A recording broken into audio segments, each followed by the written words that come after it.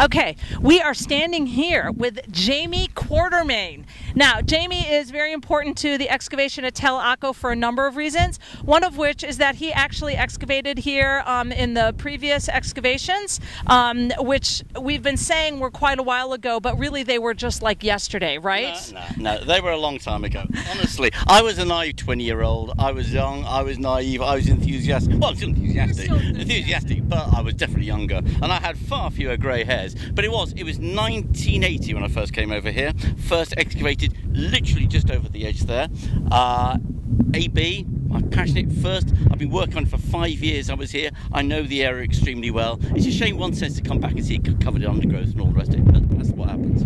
Well, and it was actually really helpful for us to have him back because he is a professional archaeologist who works all around the world, and we have him for this 1 week, and so we are using him every moment of the day.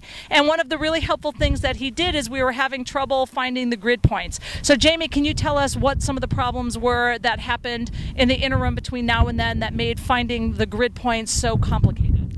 It's called age, it's called years, it's called the fact that these pegs get knocked out, it's the fact that the things which mark our historic grids get taken, removed, or life just gets in the way, and so they haven't been there. But what we're trying to do is to actually be able to link in the areas of excavation we excavated 20 odd years ago with the ones we've got today, and that's what the whole idea is. So I've been sort of excavating, trying to find pegs down on area age, trying to find some way of actually linking up the two grids. And have you managed to find them? We have indeed. We found two of them. We used a metal detector, and I was most impressed. Well, rather, I was very sceptical initially, and when he found it, I was impressed.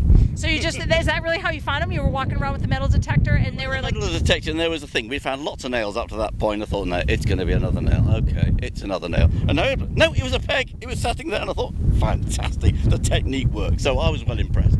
And now that we had those few points, then what did you do the rest of the day with Nancy today and her pole? That's something else. I did a survey here 10 years ago, and I surveyed the whole of the Tell. So I produced a contour map of the whole of the Tell.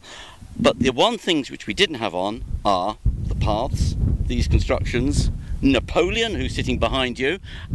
We had none of those on, and they're part of the things which has changed in the Tell since I was previously here. What I'm wanting to do is to actually superimpose my earlier map, the map we're producing here of Area A, and also everything that's taken place previously, including this area, to produce one definitive map of Akko. That's fabulous. And of course, what's so relevant about that is that we think of places as static, but a map of Akko is going to change with time, because just as we change as with age, so does the Tell, and it has been modified since those previous excavations. Yeah. That's right. So basically what we're doing is we're trying to produce a definitive record that's going to show everything that's happened on this Tell since early Bronze Age, right the way through to the present day, including Napoleon. Great. Thank you very much, and it is great having you here. Thank you very much.